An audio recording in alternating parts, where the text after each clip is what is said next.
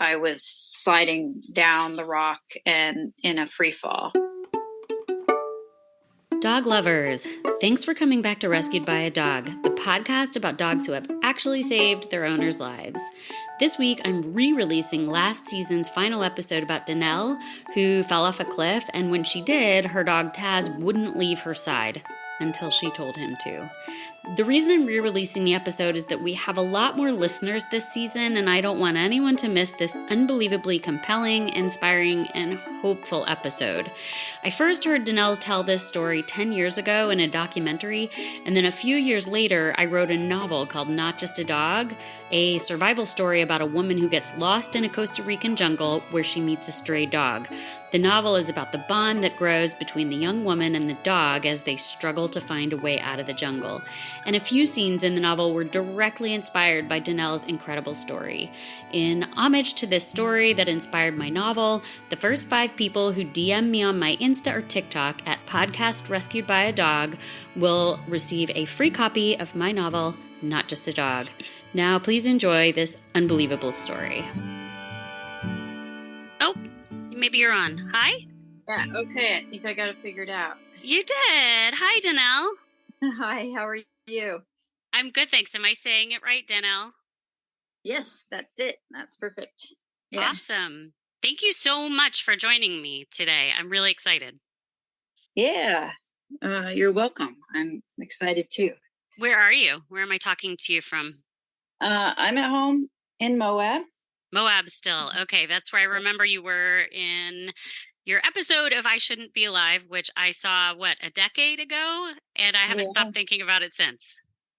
Yeah, same house. Yeah. Nice. Okay, so let's talk about your dog. So why don't you start by telling me what was your dog's name and what did he look like?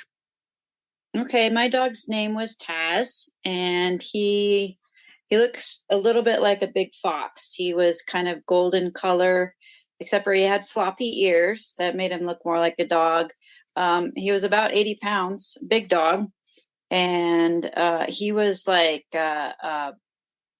as mutt as you can get mutt. I have no idea what breeds he was. We know that he had some Australian Shepherd in him, which is part of why he got the name Taz or Tasman. Oh, cool. So how did you meet Taz? Yeah, at the time I was ready to have a dog. I hadn't had a dog since I was young, in childhood at our family dogs. And I really wanted to get a dog again. And so I'd heard about this puppy rescue in Brighton, Colorado. And so decided to go down there and just check it out. And of course, there was a whole bunch of adorable puppies there. And so I was kind of looking around at the puppies. And this one puppy caught my eye. And I kind of felt like directed towards this puppy. And so I was petting him and playing with them. And then I thought, well, I better look at the other puppies. So as I'm looking at the other puppies, somebody came up to that puppy and was holding that puppy, which was Taz. And I remember just staring at this lady going, oh no, she's going to take my puppy. And it was right then, like, I knew that this was the dog.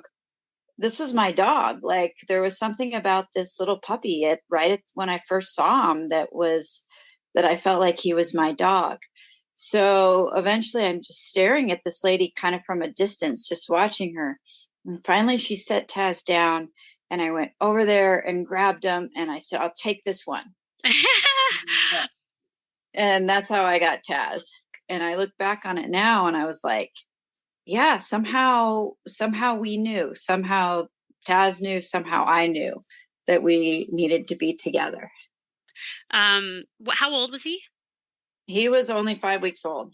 What they said was that they got a call on the puppies, the rescue place got a call on the puppies. And I guess, where it was a farm, it was like a farm, and the farm mom dog had the puppies, and the owners of the mom and the puppies said, you need to take these dogs now or we're gonna, I guess, get rid of them. And so they went and got him then, because just to save the puppies. Right. And so he was, yeah, and there was some concern, and I was a little bit concerned because that is too early to be taken away from, your mom. But Taz was healthy. I mean, he was a healthy dog. I never had any problems with them. And it was actually great. I mean, that may have helped bond because I sort of became his mom right away. Yeah, you would But have. Okay, so first of all, what year was this happening? it, so let's see. It was 2006 was my accident. So he was 4, so it must have been 2002. Okay. And what was happening? What was your life like at the time when you met Taz? What was going on with you? So I was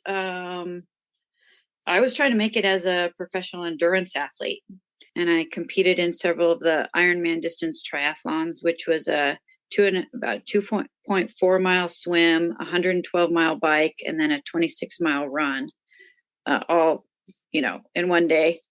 But then from that, I moved into adventure racing, and adventure racing adds the dynamic of using a map and a compass, and a lot of off trail type navigation. So Fun. hiking around on foot to different checkpoints, trying to find different checkpoints. And adventure racing incorporates the different disciplines of endurance sports. So there's mountain biking and kayaking, canyoneering.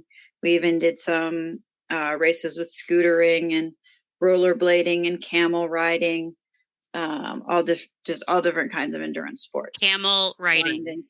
into one race. One of the races had camel riding. It was the Eco Challenge in Morocco, and Oh, of course it was. Yeah. yeah, it was interesting. It was a fun experience. Yeah. So was the intention to have your dog do these things with you? Um, well, I gotta say, at the time I was young and didn't really think it through. But yes, I wanted a dog to run with. And I knew Taz was going to be a good runner because he was like running circles from the moment I got him. Like he would not stop running. Really high energy puppy. He was like the puppy that most people would be like, no way.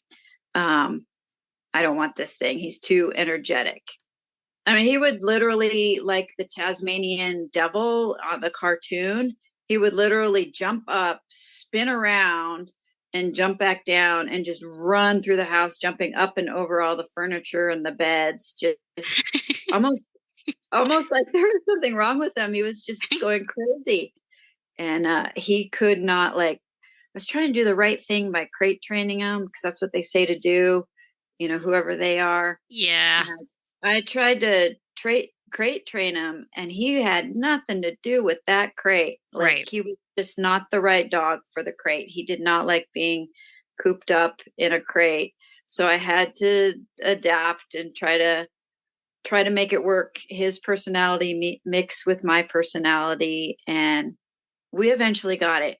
I ended up deciding that I was trying to save up money because it's hard to make it as an endurance athlete when you're at that age and young. So I decided that I was just going to live out of my truck and rent out my little house, to try to save money at the time. And so Taz came with me. We lived in the truck together, and he came everywhere with me. And he would join me on whenever I went running. When I was doing my kayak training, he would, run along the edge of the lake, and sometimes he would come out into the water and swim and say hi. Oh, He never had a leash. Like somehow I was able to get by at that time without a leash, and he was somehow I knew just to stay right next to me. So there was some moments when he would chase like critters and stuff like that, and I had to chase after him. But in general, he was pretty good about just sticking around next to me.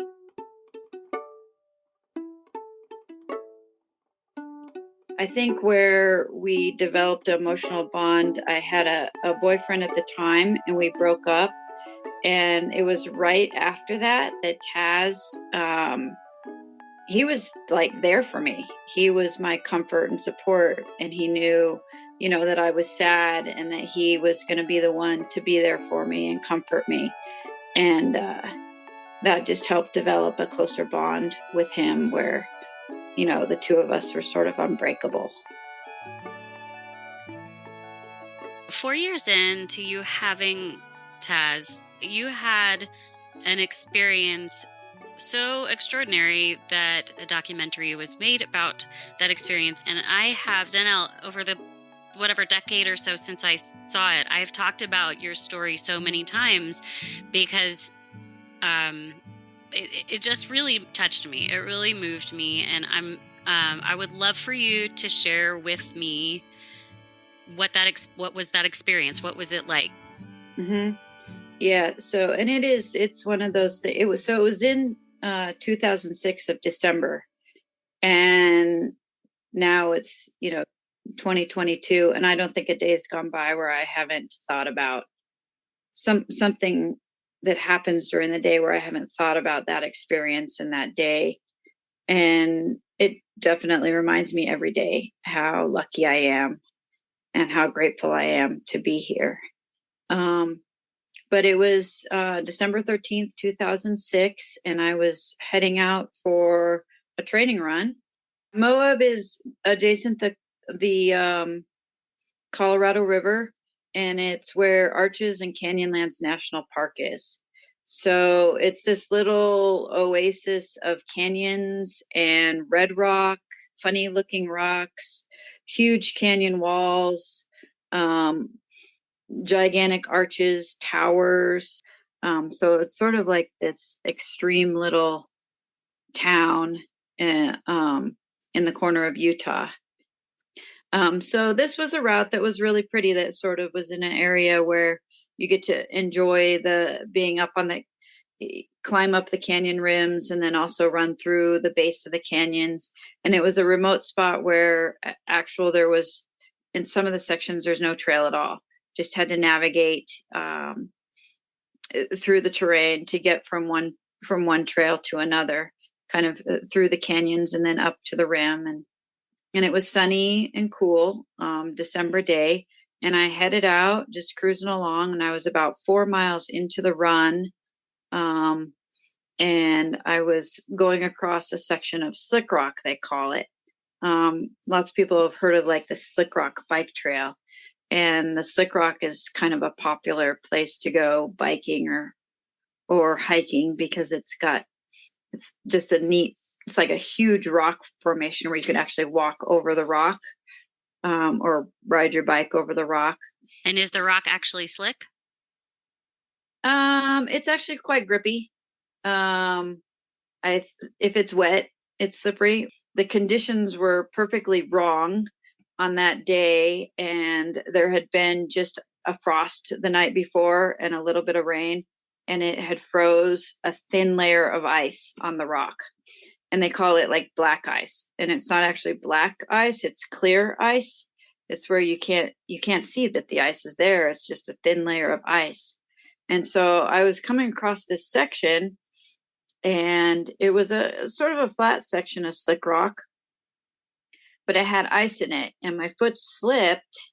Well, the rock got steeper, the direction I slipped, and it kept getting steeper and steeper and steeper. So the angle of the rock kept getting more vertical the further I slipped. And eventually I was sliding down the rock and in a free fall.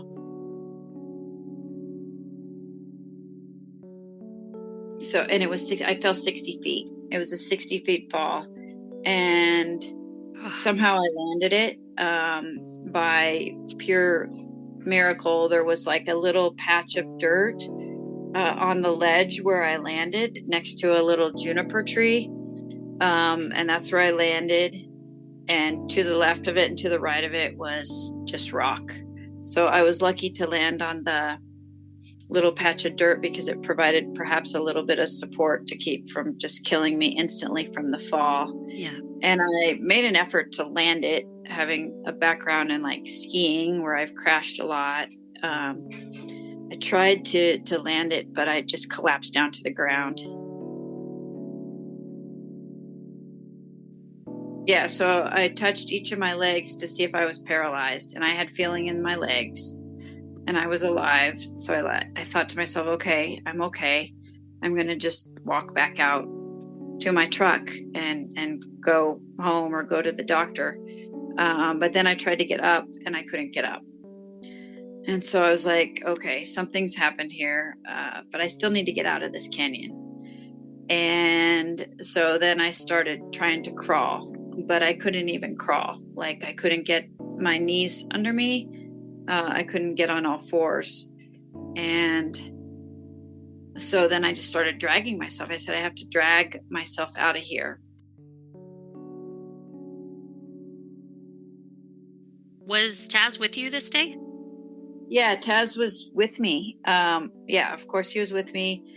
And he didn't fall. He was actually ahead of me. He had made it past that section. And somehow I don't know if his paws were more sticky than my shoes or what, but he made it past that section.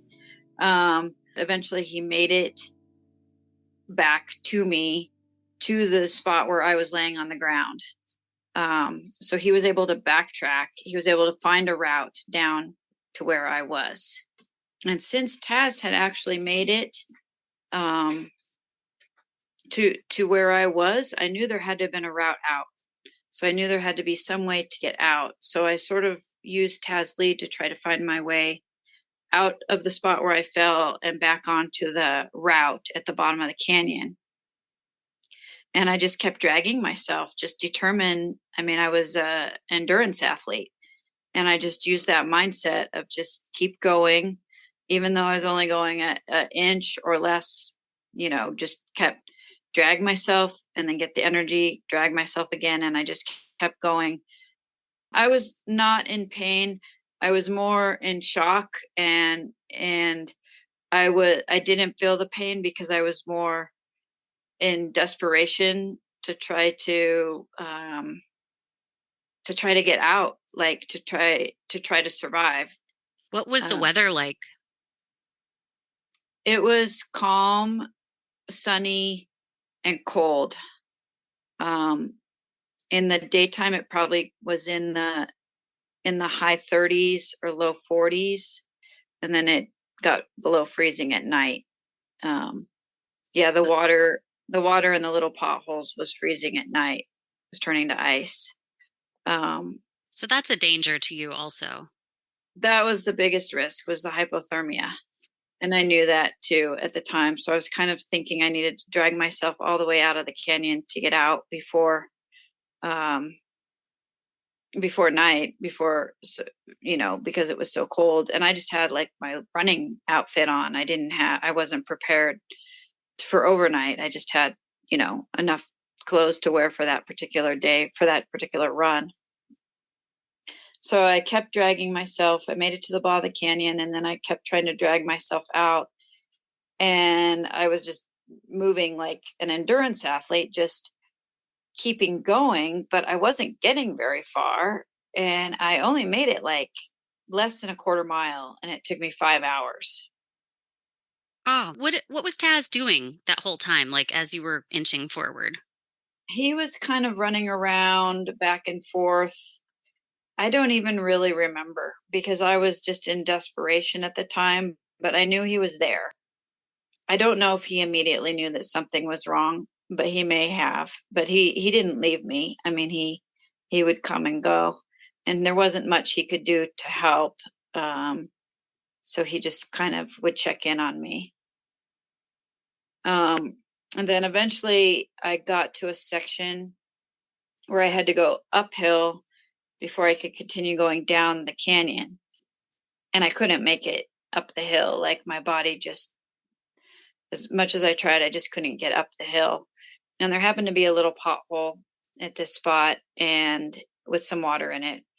And so I made the decision that I would just stay there for the night, and then I would hopefully get the energy by the next morning to drag myself the rest of the way out, or that maybe somebody would, possibly come and help me, even though The reality was I was in a place where nobody came, especially that time of year. It was pretty remote out there. But I stayed the night. Um, and Taz stayed next to me. He he didn't really like the spot where I was. It was kind of a cold rock. He would try to keep me warm and put his little paws on me, but I didn't know it at the time, but I had broken my pelvis, shattered it. So it almost was painful the more he tried to comfort me, just because it would move those bones around. But he would come and check on me, and it was nice having him there, just having somebody else there instead of being completely alone at night. Did you have any internal injuries or anything like that? Well, there was also my back, some of the vertebrae, those lower vertebrae were broken. And yeah, the pelvis was shattered, but no internal like damage to the organs. But there was internal bleeding, and it was a lot. I mean, by the second day, I felt like I had this, you could actually see it and feel it. It was this like jelly roll that was forming around my midsection. And it was blood. It was pooled blood that had come, I had bled out. Um, I didn't really know at the time what it was, or how risky it was. I mean, most people die when they lose that much blood. And I think the fact that the rock was so cold that I was laying on, I think that helped slow down the bleeding process a little bit. So, how did you not freeze during the night? How did you stay alive? Yeah, so I did like little head crunches to stay warm. I tried kind of tapping. I was able to tap my toes together, do some little heel taps. Um, and then, I kind of just tucked my arms in, but I would just sort of flex my arms toward my body, just trying to do whatever I could to keep myself warm. But the head crunches sort of engaged enough of the muscle that it helped keep the blood flowing, I guess, enough to keep me warm.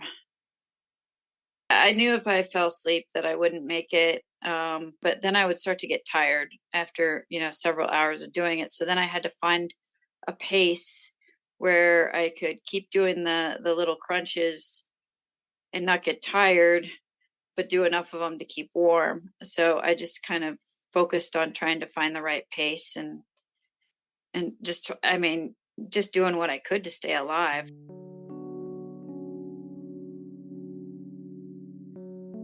It helped to have Taz there. I wasn't scared of like, like critters, or the dark. I was more um, just more just emotions of like frustrated and angry that it happened to me and that I couldn't get out, and then sad, and then just more and more sad as time went on.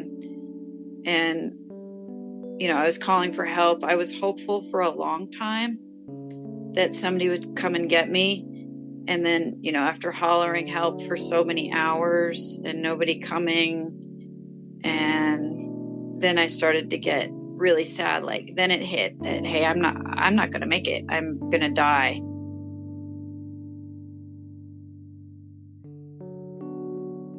The first day I thought I could maybe like get somehow, I thought overnight I would get the energy back and heal up enough that I could drag myself out. And that was what I was thinking at the time. I look back on it now and I'm like, duh, of course, like you're not going to heal up from a shattered pelvis, and be able to get out of there. But that's what I was thinking at the time. So the second day I kind of was struggling, trying to make it up that hill to keep pushing on. I was trying to drink water out of the puddle. I had to like break through the ice, and I used the little lid of my water bottle to scoop up water and pour it into my mouth. Uh, um, and I would call for help. I had a watch on, and I thought maybe I could signal to if a plane was overhead or something like that, which of course they couldn't see me, but I was trying everything. Um, and so I was hopeful for a lot of time. And then I kept thinking about, who knows where I am, who knows that I haven't come home? You know, the last person I talked to, will they on the phone, would they recognize that I said I would call them back and I hadn't called them back. Um, I was kind of hopeful. And then it was that night that I kind of started to lose hope on that and just wasn't sure what to do, and was just, you know, that's when the thoughts that, hey, I might not make it out here, were going through my head. And that second night I was starting to lose blood. The blood loss was starting to affect me, and I was having less oxygen to my brain because I was starting to be like, my vision was going, and I would look at the stars and they would sort of like, I would look to the right and I would see this blur of stars to the right. And I think it was just because I wasn't getting proper oxygen to my brain, and it was affecting my vision, it was affecting my thought process. And so then I just sort of kept doing what I had been doing, which was trying to stay warm by doing the crunches and get through the night. That was a hard night, and it was so cold, and it was just really just a sad night. And then that last day, and was drinking enough water to keep me hydrated, but I was afraid that I didn't want to go pee because then I would be wet and cold. And it was sometime that next morning that I finally peed myself. I had already gone 2 days without going pee, and I couldn't hold it anymore. And so then I was just really losing hope. And I was sort of facing the fact that I wasn't going to make it. And I was sad more than anything for my parents and my family and my friends that, that they were going to have to go through, a funeral for their daughter. But I was trying to hang on too. Like, I was trying to hang on for them. And I was also trying to hang on because I was still young and I knew I had things that I wanted to do in my life. And I also wanted to hang on for Taz because we had this bond, and I knew it would be hard for him without me. And it was the morning, after the second night, it was that morning, that third morning, on the third day, that morning, that I talked to him, because that was the only hope at that point. Was he was all I had at that point to help me. And I was like, thinking to myself, like, reality is a dog can't do it, he can't do this, like, but it was all I had. So I had asked him to go get help. How did you communicate that to him? I always talk to him in English. I mean, I think he knows a few words, but I think he spoke English better than the average dog, or he didn't speak English. He understood it better than average. And I don't know if he understood based on my tone of my voice, or if he understood the words. I think he understood the tone of my voice and the way I was talking, that something was wrong and that he needed to get help. But yeah, I just asked him to go get help. And I explained to him what had happened and that I need him to go help. And he just stared at me, and he kind of tilted his head to the side as I was talking to him. He did look at me, and I just remembered seeing his eyes and and then just seeing him turn, and like he was gone on this mission, like he just took off. I didn't know if I'd ever see him again. And I was kind of like, wait, I didn't get a chance to say goodbye. The next thing I know is I had hit a low point, and I was just laying there, crying, thinking it was over. And he comes back wagging his tail. And he wags his tail, and he comes right up to the puddle where my only sort of lifeblood was that little puddle to keep me hydrated. He starts drinking out of that puddle. And then he's licking my face and wagging his tail. And I was like, just so sad, because here he is. He had gone on a little adventure and he was happy, and he was coming back to sort of tell me what he had done. And he was drinking out of my puddle, and I didn't know it, but sure enough, he knew it. He knew somebody was coming to help me. What had he done? he had gotten help. He went down there and he's running back to my house, to our house, which was several miles away. And as he was running to the house, the rescue team was coming up because they had figured at this point they had noticed my neighbor Dorothy Rosignol had noticed I hadn't come home, and she'd contacted my parents, and my parents had contacted the police, and they had located my truck. And that whole process in itself was like a series of just miraculous events that happened that led them to notice that I was missing, to locate my truck, and to start the search. So right as they were sort of gathering at my truck to start the search, Taz comes by, and somebody noticed Taz, and they look at him, and he made eye contact, and he kind of just kept making eye contact with people, like, okay, is this the person that might be able to help her? No. So he keep going, is this the person that might be able to help her? Maybe. So he kind of try again. So they had called animal control, because for a while there he was a loose dog. He was on the loose. He was, a problem. But luckily the search team was intuitive enough to know that, wait, this could be her dog. Does she have a dog? And one of the guys on the search said, wait, don't catch the dog. Follow the dog. Let's just listen to the dog. And so they did, and he had radioed it to the rest of the search team. Follow the dog. If you see the dog, just follow the dog. And so one of the guys on the search team started following him, and Taz must have known because he kind of kept looking back. And he said that Taz ran up the hill and he would look back and check. And the guy's name was Bago Earhart. And Bago, and I thought his name was Bagel when I first saw him because I was so hungry. But Bago would follow him. And then there was one spot where Taz made a shortcut, and he had gotten a little bit ahead of Bago. And Bago stopped and looked, and then he's one of the best on the search team, and he knows tracking really well. And so he got out and he saw human prints and he saw dog prints, and he saw him he saw the human prints going one way, and he saw the dog prints going both ways a couple times. And so he's like, okay, this could be the dog, because of the way that the tracks were, where there was several dog tracks and one set of human tracks. And so he kept following, and then Taz had gotten ahead, and he had gotten to me before him, and that's why he was wagging his tail and licking me, happy to see me.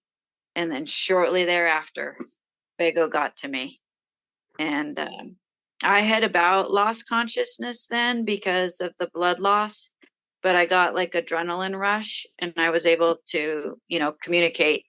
I didn't know that it was a search person or if it was just somebody out there. So I was just desperately asking for help. And to try to articulate the word, I need help, I couldn't just articulate it. Like, I had to think about it, because I was deteriorating so bad and had so little oxygen to my brain that I had to think, what are the words? I need help. Like, I had to think about that to say it, and I was able to get it out. And then, I knew I was going to make it after that. I didn't realize how bad I was at the time. I mean, I didn't realize it until the doctors informed me how close I was to not making it. As they were putting me into the helicopter, Taz came up behind me, and I reached back my hands and just pet him. And one of the guys on the search team was actually a vet, and he kind of just checked on Taz and made sure he was okay. And then Bago actually had brought with him a block of cheese, and he had given me a little slice. He didn't want me to eat too much because, for whatever reason, I guess if you haven't eaten in a long time, you don't want to eat too much at once. And also in case I needed to go and do emergency surgery. So he gave me a little slice of cheese, and he set the block of cheese down. Well, cheese, it was Taz's favorite food. Taz got the whole block of cheese. Good boy. He was a big block, and he ate the whole thing. But then one of the other people on the search team they brought Taz to their house, and they had a dog too. And they said that Taz was exhausted and he just went right to sleep. So Taz must have been awake. I don't think Taz slept that whole time either. He was exhausted after what he did. He was checking on me those 2 nights, but I don't think he slept. I think he just went out and back, kind of maybe looking for help and then coming back to check on me. And it wasn't that he went like far from me to actually get help till he got permission from me to actually leave and go a long ways to get help. They had to put almost a third of my blood. I had to have a transfusion when they finally got me to the hospital. Wow. So I had lost a lot of blood. I was really, if it would have been much longer, I wouldn't have made it. They were pretty certain that I was going to be wheelchair bound. That's what they told me at the time.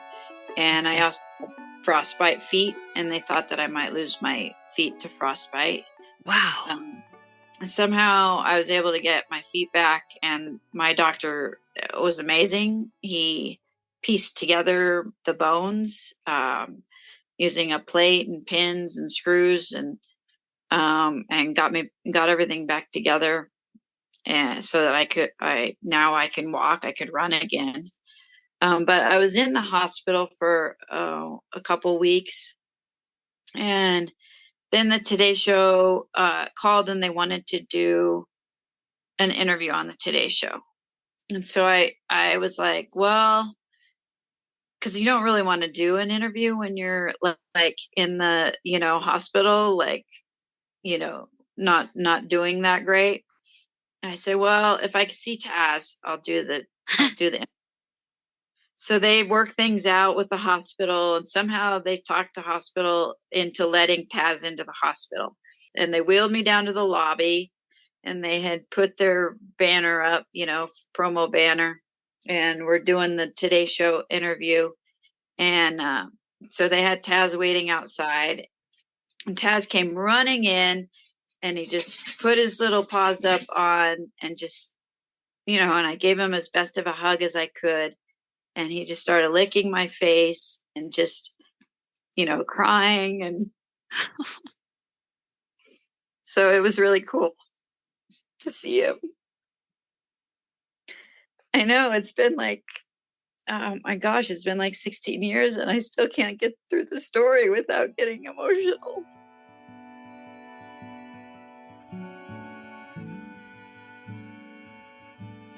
So then there's a funny part to it. So after the interview, they brought him to my sister's house. My sister lived in Denver at the time. And so he was staying with my sister in Denver. Well, he knew where the hospital was because they brought him to the hospital. I guess he could smell it or something, even though they brought him to and from in a car. So he was at my sister's house. He got out of the house, jumped over the fence, took off running. And my sister and brother-in-law are panicking. And they're calling for him. He just kept running. He kept running. And eventually they found him. And he was trying to get into the hospital. So he was trying to come back to me to visit. And so eventually they were able to collect him at the hospital. They went to the hospital and put the leash on him and got him back to my sister's place. But he knew where I was. That was motivation to get out, to try to get out of the hospital. I was determined to do whatever physical therapy or whatever I needed to do to get out of the hospital. But I probably got out of there sooner than I should, because it was definitely a struggle when I got home. I was still on the mend. But at least I got to be with Taz. When you got back with him, was he like glued to you? Was he so excited to be with you? He was calm. He just wanted to just lay down next to me. So he seemed to know that, okay, I can't go for a run right now. Like usually he was the kind of dog that's like just wanting to, like, he would actually grab me by the foot and drag me out the door. Like, come on, Mom, we're going for a run. Like he would actually physically take his mouth around my foot and pull me out the door. But this time he seemed to like, he was just totally content with just laying down next to me and just being near me and being with me.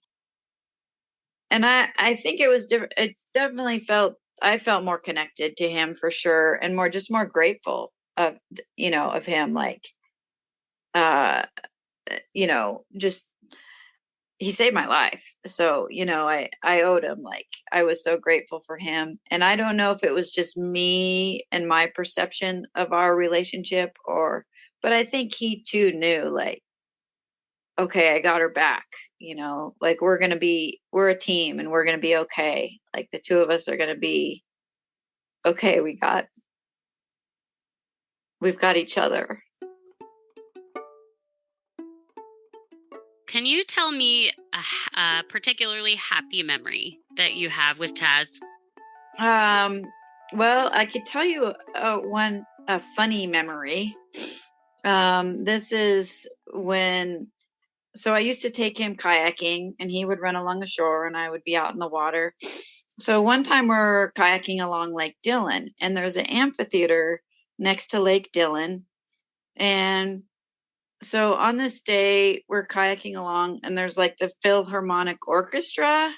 I'm not sure if that's what it's called or not, but there's this orchestra playing this beautiful music. And so we're kayaking along and he's running along the shore. Well, then I see Taz. I look over the shore. I see him taking off. He's heading up to the amphitheater. Like he's heading up on the stage. And I was like, oh no. And then the next thing I know is that I start hearing this sort of chatter for a second. And then I start hearing him howling. And he's howling, he's singing along with the orchestra. So I like take my kayak onto shore and I'm like, what do I do? Like, I was so like embarrassed. Like, do I go get him or do I just wait for him to come and wait for this to pass? And then I hear the whole crowd just start cracking up laughing because here's this dog that's like howling with this orchestra. And I was like, oh shoot, like I ruined they all paid money for these tickets to go to this orchestra. And then I'm hoping that he didn't destroy any of the instruments or whatever. And so then they were laughing. So I kind of just went up and called for him from a distance where hopefully I was so embarrassed. I didn't want him to see me. So I kind of went and called and eventually he came down and he's kind of wagging his tail like, hey mom, that was fun. Was the orchestra still playing? They resumed. Yes, and I was like, okay. And so I just left my kayak on the shore and like walked back to the car because I had to make sure that he didn't go back on stage again.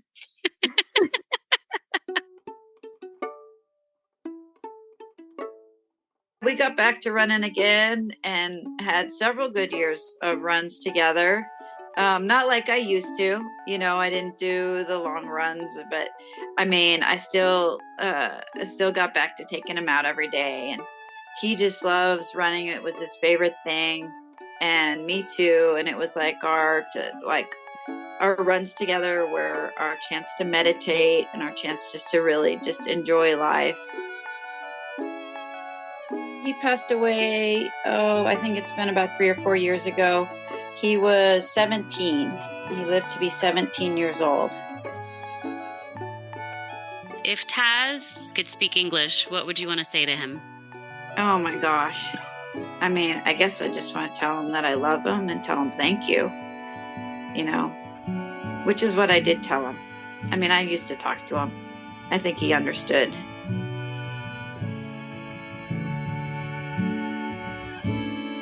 Rescued by a Dog is produced and hosted by Laura Thomas. Music was composed by the amazing Ben Lively and artwork by the multi-talented Laura Davis from our favorite dog gear company, Major Darling.